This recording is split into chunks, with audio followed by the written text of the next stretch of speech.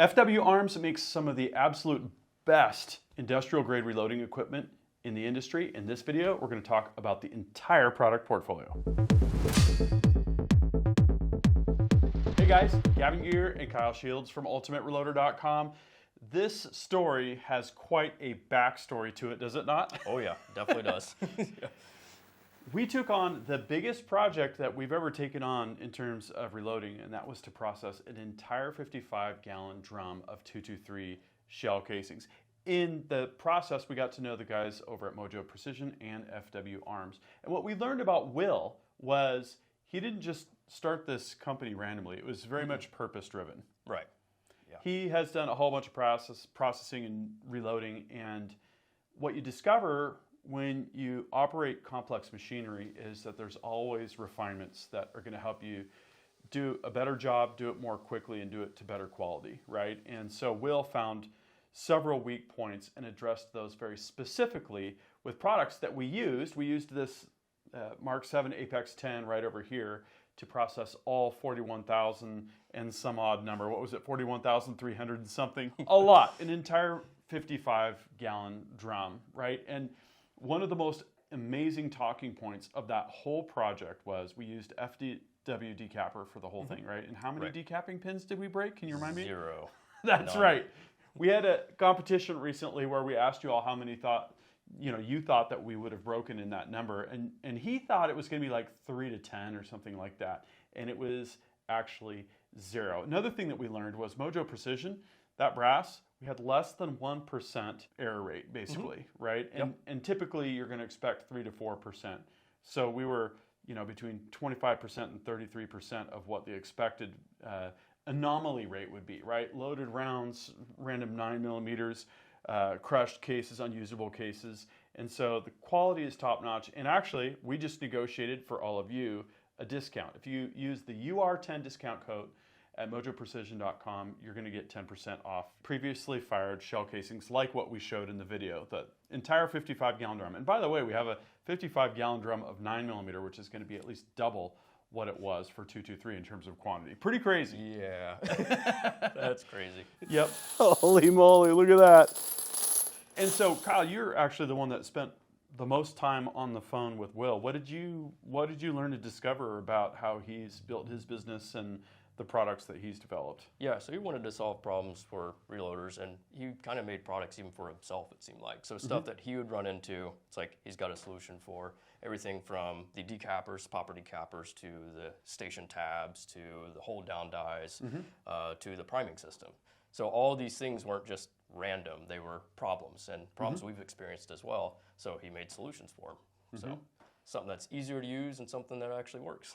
Yeah, so between the bulk processing, you're going to want to check out those videos, and the priming demo that we've got here on the auto-driven RL1100, we've pretty much spanned the entire product portfolio. So next, we're going to go through things product by product. So when we think of FW Arms product categories, there's really dies and sort of press upgrades, accessories, enhancements. So where do we start? All right, so if we want to start with dies, we got our decappers. So we got a range of those. We got hold downs, and then we've got expanders as well. Okay. So, and then for press accessories, we got shell plates, locating tabs, Burdan Sentry, that sort of thing. So those are kind of our categories that we got to work with so far. Yep, prime time. And prime time, yes, that's another one. Cool. All right, so the standard auto-centering primer popper. Yeah, that's what we got on here right now. And that's the one that we used for our brass processing as well. The only difference is we had Burdan Sentry popped on there. Now I got the original cap. So that just works up to 308 Winchester, and it's pretty solid all around. And then for another version, we got one that works up to 338 Lapua. So it's a full size popper decapper. And when they say auto-centering, how does that exact mechanism work? So there's a shuttle here, and it basically centers up with the case and a rod, and it rides through the case mouth all the way down to make sure everything's centered and not misaligned. So it starts centered and it ends centered Yes. when the pin's already all the way down on the bottom? Correct. Yeah, makes sense. Yeah. So those are the two versions of that. And then if you add Burdan Sentry, and that's probably why we didn't break any pins, is it will stop things like bullets or debris or anything inside of the case when it's going to pop out the primer. or if you have a Berdan, primer pocket. So. And that's where an auto drive really comes in handy. You could potentially save a decapping pin where you might not even save it if you're manually operating the press, because it's so quick to stop the press when the digital clutch is activated or when there's an error sensed by any sensors. And this is like adding another sensor to your press. That's exactly what it's doing. Yeah. So how about hold downs? Hold downs, that's awesome as well. So basically we got two different versions of the hold down die. We've got a dynamic and we've got a static. So what we were using on the Mark 7 was an older version of the dynamic hold down. So this is what he's calling the micro, and he updated this for the X10 so it wouldn't hit the powder thrower. Okay. So it's the same exact thing, just a little smaller. So it can kind of stay under it? Exactly. So it's just a little shorter, and in fact, that's kind of a nice feature in my opinion. So same function, but it is used for your automated presses, your progressive presses, and what it's useful for is when you're swaging or priming. So the web thickness on your cases can vary on mixed head SAM, like what we were doing with our brass processing. And what it helps aid with is consistency. Because since that web thickness varies, you might get varying swage or primer seating. It will just account for that for you. So I love these new presses that can swage, and old presses, right? The CP2000, the Super 1050, and the RL1100 all have built-in swaging, which even if you've already taken care of primer pockets, is nice as extra insurance, just in case there is a non-swaged case in there. And then, since this is optimized for the X10, we might want to throw it on there and do a little bit of loading with it. Yeah. And this works with all calibers. It also works with sized 223, which is a good important note to make. In other words, after you size your brass, the rod will still fit through the case mouth. Okay. So that's another good thing to note. Gotcha. Optimized. Yep, optimized. And then the static is just almost the same thing. It's not dynamic, but it's meant for your turret or single stage presses. So if you want to do swaging operations on those, that's what's recommended for that. You can use this on a progressive. It's just recommended to go ahead and use the dynamic since it's a little more forgiving. Cool. So what if someone wants a top quality decapper, but they don't have budget for a $70 some odd die? Yeah, and sometimes you just don't need that, and you want to keep something simple in your press, and that's where the simple decapper comes into play. It's $35 shipped. Comes with 2 double-ended decapping rods of your choice, and decaps up to 338 Lapua mag. So it's one that I definitely would use around here all the time, just for any of our simple operations on a single stage or turret. So same quality pin. It's not the same exact pin that's inside of the full-size dynamic, decapper poppers. Yeah. So very strong. I know for me, I'm decapping all the time, and sometimes it's a small quantity, right? If you want to decap a case before you do a shoulder bump measurement, for instance, you don't want that cratered primer hitting the jaw of your digital caliper, for instance. This could also be good for what we're using this decapper for here on the press, if you just need to clear media out of the flash hole, right? It's not just for traditional decapping. So with an ER16 collet on top, it's pretty awesome just the way it works mechanically, and obviously the quality is top-notch being from FW Arms.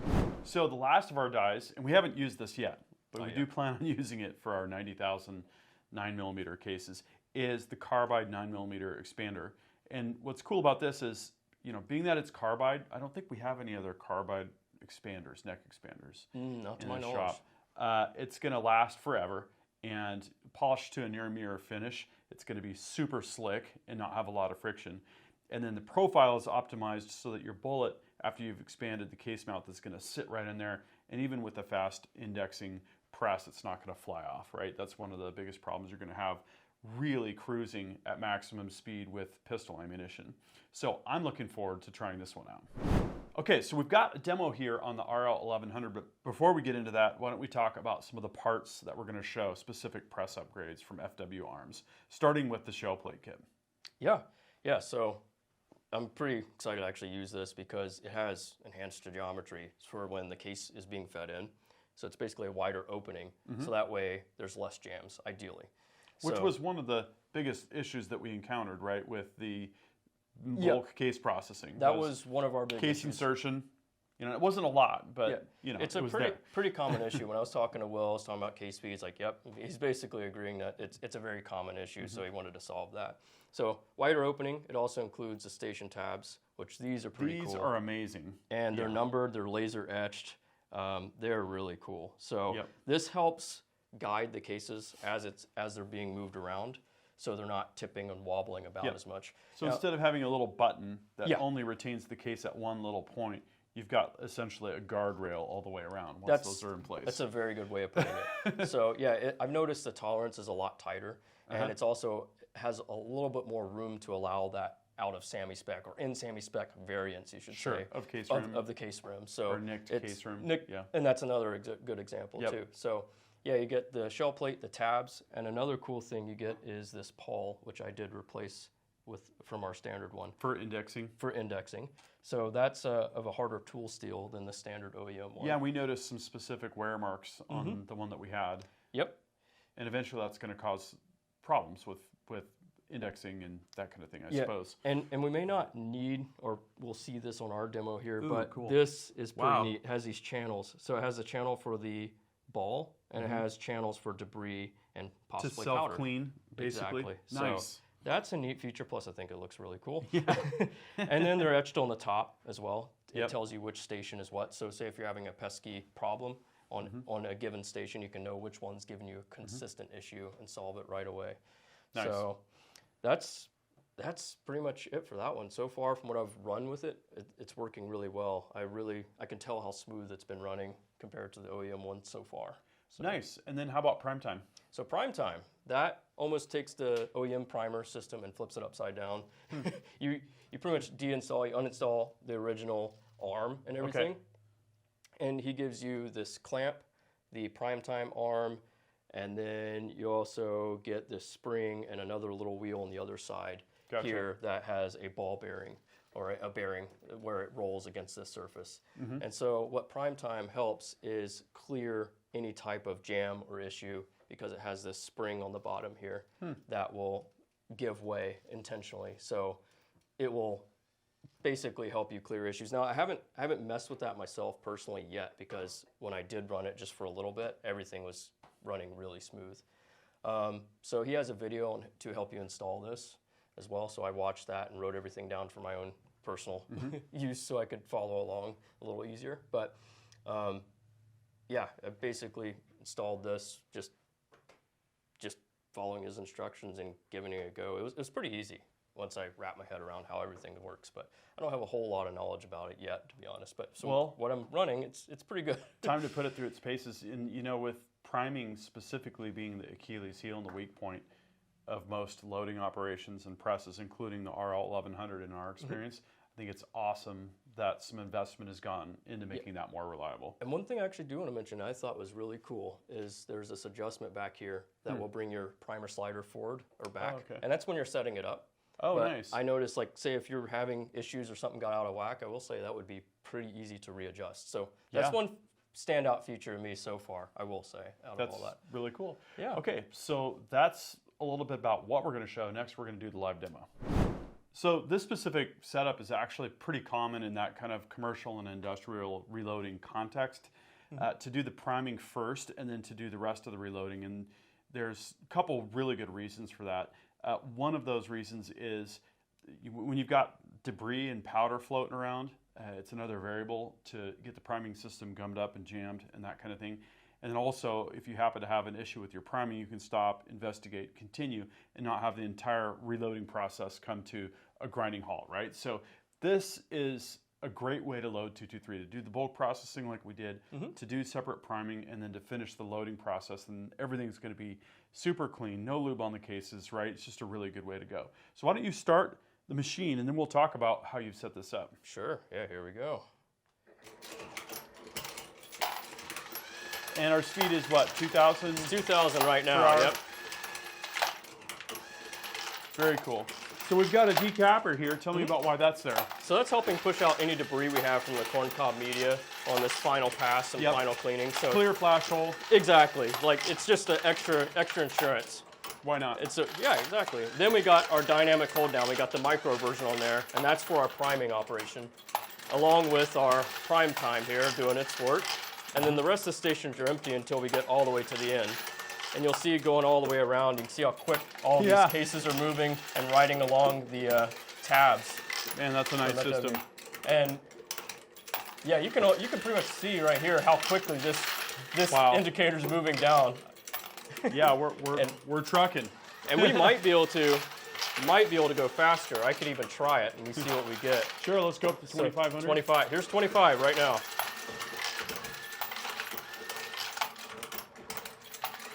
Nice. Oh man. Oh, digital clutch activated. What gave us here? What did it? Something did it. Anyway, it got a digital clutch on us. Okay. It might not be fully ironed out, but Right. that was the first time I ran it that fast, with the Okay. exception of maybe just a few rounds. Cool. But 2,000's about the fastest. So 2,000 works. We'd have to investigate for 2,500. Yeah, exactly. I'm sure with some fine tuning, we'll be on our way. Nice. Good work. Thanks. So it turns out with digital clutch at 3, we could probably jack that up a little bit. Yeah. End cycle cleared it. So Yeah. just a part of getting things settled in and discovering where those limits are. Right? That's how it goes. It was the same Yep. thing with the Apex 10 when we were setting that up for our brass processing. It's never immediate. That's always how it is. So expect a little bit of figuring things out and getting things dialed in. Yep. So, yeah. So great work on getting all this put together, both Thank the you. bulk loading, leading that process, getting this priming demo put together. We've pretty much exercised all of the FW arms gear with a couple minor exceptions like the 9mm expander. But our journey is really just starting, right? We've got a 55-gallon drum of 9mm cases. We don't know exactly when we're going to get that project kicked off because we're waiting for, roll sizer type stuff and some additional things. We've got some stuff up our sleeve that we're hoping to show for that. But what we'd like to know is, what do you think of the FW arms gear? This might be your first time seeing it. You might want to buy it. You might already be running it. Drop a comment and give us your feedback. If you do have specific experiences, tell us how it's been going for you and any other experiences that you have dealing with the FW arms. Great, great business. So one more reminder, at mojoprecision.com, UR10, 10% off previously fired brass shell casings. Go get some today. Thanks again, Kyle, Appreciate for putting this together. No, this is a lot of fun. Love this stuff. Yes, that officially concludes this video, and that means it's time to wrap it up. I hope you enjoyed this video. Don't forget to like and subscribe. Also, we're on Facebook, YouTube, Rumble, where we've got unrestricted content, and Instagram. Make sure to follow us on all those channels. Ultimate Reloader also has a commercial solutions division serving law enforcement, the military, and the gun industry. We have some unique capabilities, including a comprehensive suite of recoil testing and evaluation capabilities, trigger profiling, and more. If you're interested in custom rifles like what we build here on the channel or gunsmithing services, you're going to want to go to rifles.ultimatereloader.com and get on the wait list. If you want to learn lucrative gunsmithing like what I show here on the channel, including building custom rifles and Cerakote plus a whole bunch more, you're going to want to check out the Colorado School of Trades, schooloftrades.edu. Thanks again for watching.